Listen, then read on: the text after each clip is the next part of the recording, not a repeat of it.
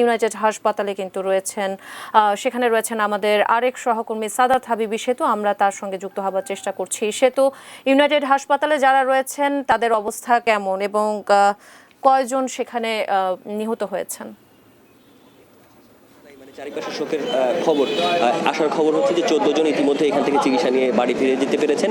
অর্থাৎ যে 26 জন ভর্তি হয়েছিলেন তার মধ্যে 9 জন এখানে চিকিৎসাধীন রয়েছেন। 3 জন যে মানে মারা গেছেন সেটি আমরা কিছুক্ষণ আগেও আপনাদেরকে জানিয়েছি। 14 জনকে প্রাথমিক চিকিৎসা দিয়ে বাসায় পাঠিয়ে দেওয়া হয়েছে। যে 9 জন এখানে চিকিৎসা নিচ্ছেন আমাদেরকে এখানকার গণসংযোগ কর্মকর্তা যেটি নিশ্চিত করে জানিয়েছেন যে 9 জন চিকিৎসা নিচ্ছেন, তার মধ্যে 4 জন জেনারেল কেবিনে রয়েছেন, 4 জন আইসিইউতে রয়েছেন, একজন এইচডিইউতে রয়েছেন। তার অবস্থা কিছুটা সংকটাপন্ন। বাকিদের অবস্থা যেহেতু সবারই আসলে ধোয়ার কারণে শ্বাসকষ্ট হয়েছে, তাদের আইসিইউতে রাখার বড় কারণ হচ্ছে যে তাদের শ্বাস প্রশ্বাসকে একটু স্বাভাবিক করা এবং এত বড় একটা ট্রমার মধ্যে যাওয়ার কারণে কিছুটা মানে তাদেরকে একটু রিল্যাক্সে রাখার জন্যই তাদেরকে এভাবে চিকিৎসা দেওয়া হচ্ছে।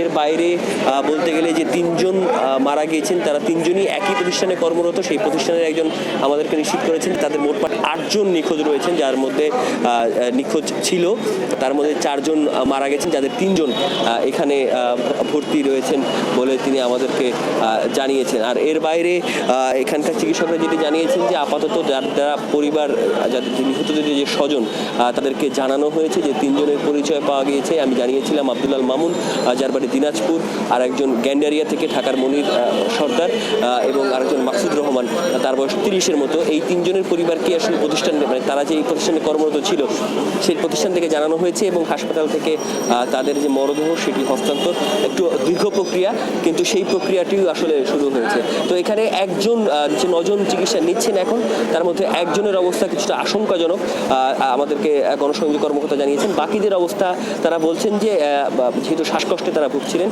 সেটি আপাতত নিরাময়ের চেষ্টা চলছে, তবে খুব গুরুতর অসুস্থ তারা নন বলেই আমাদেরকে চিকিৎসকরা আশ্বস্ত করেছেন। আর নতুন করে এখানে আমরা আর কোনো এই যে অগ্নিকাণ্ডের যে ঘটনা সেই ঘটনায় নতুন করে আর কাউকে আমরা ভর্তি হতেও আর আসলে এই হাসপাতালটিতে আমরা আসলে দেখিনি। ধন্যবাদ সেতু আপনাকে, আপনি থাকুন, আমরা আহতদের সর্বশেষ খবরাখবর নিশ্চয়ই জানবো। দর্শক, ইউনাইটেড হাসপাতাল থেকে যুক্ত হয়েছিলেন সহকর্মী সাদাত হাবিবি সেতু।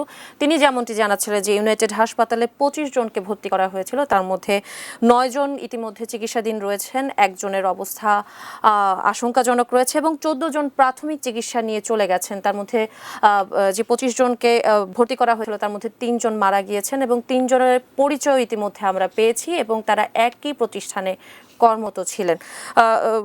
সর্বশেষ খবরাখবর আমাদের সহকর্মী সাদাত হাবিবি সেতু জানিয়েছেন। দর্শক, এফআর টাওয়ারের যে অগ্নিকাণ্ডের